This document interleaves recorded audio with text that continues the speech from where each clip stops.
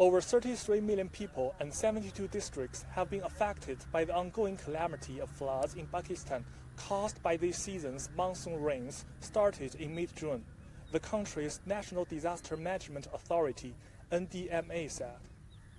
According to a report released by the NDMA late Sunday night, the country's southern Sindh province remains the worst-hit region as 23 of its districts and over 14.5 million people have been affected by the floods. The report added that southwest Balochistan was the second most affected province, with more than 9 million of its population and 31 districts suffered. The country suffered a 188% increase in rainfall throughout this season to August 28th, in comparison to the average rainfall over the last 3 decades, the report said,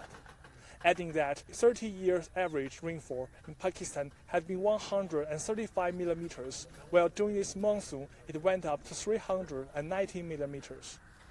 The NDMA said that Sindh province recorded a 470% increase in rainfall, with 697 millimeters this season, compared to 122 millimeters of average rainfall in the last 30 years,